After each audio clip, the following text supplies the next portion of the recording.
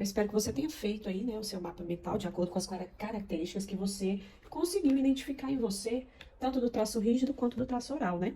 E aí, eu quero trazer esse panorama aqui dos recursos, né, que eu listei aqui pra ti, né, pra gente fazer aquele mapa mental, né?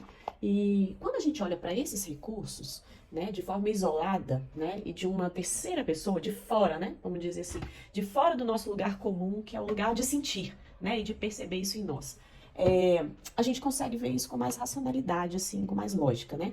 E aí, quando eu falo aqui dessa visualização, eu quero trazer atenção para esse aspecto aqui. Às vezes, eu tenho muito desse traço aqui, vamos supor, pegar esse traço aqui, eu sou muito veloz, né, e executora, né? E como eu quero e muito proativa, né? Como eu quero executar as coisas com muita agilidade, com muita perfeição também, né? Porque esse traço rígido, ele busca muito essa perfeição, é, e tem uma força executora muito ativa, né? Quer executar tudo e não quer perder tempo, né? Por ser ágil e veloz, não quer perder tempo com coisas que sejam inúteis, né? Na perspectiva desse traço, né? Então, ele tem esse foco aqui, executor. E aí, como lidar com isso quando na mesma pessoa você tem um traço oral com características, por exemplo,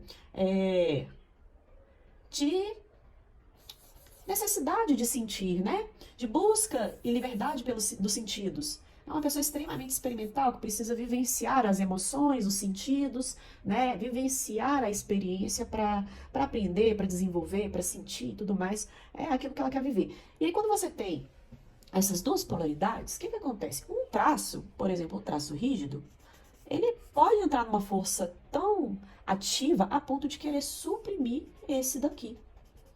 E aí você tem um traço extremamente ativo, forte, né? E expressividade, que se ele focar demais nisso daqui, não vai ter espaço para isso. Não tem espaço aqui para o traço oral existir através, né, da necessidade sensorial, da busca pela liberdade dos sentidos, né, da experiência, da experimentação. Esse traço não existe. E não existindo, ele entra em dor. É daí que vem a dor, né, dos traços, que pode estar sendo causada tanto pelo ambiente que você vive, que não está adequado e harmônico de acordo com o percentual que você tem de cada traço, ou pode estar também acontecendo por causa de um traço brigando e entrando em conflito com o outro. Então é daí que vem grande parte dos conflitos internos que nós temos. Conflitos internos, né? Eu quero, ao mesmo tempo que eu quero executar muitas coisas, eu tenho muitos planos, eu tenho muita coisa para fazer, eu assumo muita coisa para fazer, eu não quero porque eu quero sentir, eu quero descansar, eu quero dormir, eu quero namorar, sei lá, qualquer coisa que busque sentido, que busque experiência, né? Então isso acontece demais. E quando a gente tem uma supressão, né, de um traço pelo outro, em geral, quando vem desse sentido, né, do traço rígido suprimindo o traço oral, nós temos muito esse movimento aqui que é de sabotagem. Por quê? Para o traço rígido, sentir não faz sentido.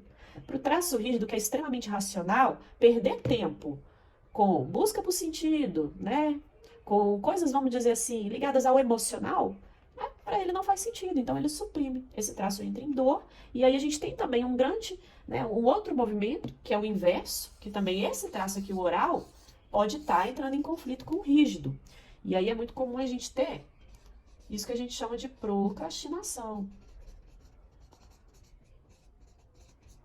Enfim, eu posso muito bem estar dando muito mais foco nesse lado sensorial e experimental da minha vida, e ele está muito aflorado a ponto de suprimir esse daqui, que é executor, que é proativo, que é ágil e veloz. E aí eu procrastino no serviço porque eu estou buscando inconscientemente atender esses traços aqui. Eu priorizo a Netflix, eu priorizo uma baladinha para encontrar pessoas, conversar, né? Porque o traço oral ele é muito comunicador, né? Então eu vou priorizando tantas outras coisas porque esse traço está com extrema necessidade que ele acaba suprimindo o outro. Então, a raiz de muitos conflitos está, se não for no ambiente em que você vive, nas relações que você vive, onde as pessoas não compreendem a dinâmica dos traços em você e nem você compreende, né? Muitas das vezes, os próprios traços de caracteres dentro de ti podem estar em conflito. E aí você deve estar, né, se perguntando aí, tá, mas qual é o equilíbrio então, né? A gente tem uma ideia errônea muitas vezes do equilíbrio, né, que a gente acha que o equilíbrio tem que ser esse igual a esse, né? Equilibrar é deixar os dois lados da balança na mesma altura, né? Enquanto, na verdade, nem sempre vai ser assim, tá bom? Então, uma pessoa que tem 35%, por exemplo, do traço rígido e 23% do traço oral, como que ela tem que equilibrar essa balança? Ela tem que equilibrar 35% com mais peso e esse daqui um pouquinho mais leve, tá bom? Essa ferramenta de mapa de caracteres, né, que eu trago e abordo na mentoria, é exatamente para trazer essa visão para você, esse panorama aqui. Quantos por cento que eu tenho que atender desse traço? E quantos por cento eu tenho que atender deste outro? Você entendendo essa dinâmica entre um e outro, você traz isso para a sua vida prática, para o seu dia a dia. Cara, se eu sou mais rígida do que oral, no meu dia a dia eu tenho que atender, priorizar mais essas características minhas. Ou se o inverso ocorre, né? Se eu sou mais oral do que rígida, eu tenho que pensar, priorizar esses daqui, ao invés desse. E isso tem esse equilíbrio de acordo com o percentual, que só o mapa de caracteres, né, vai trazer para você.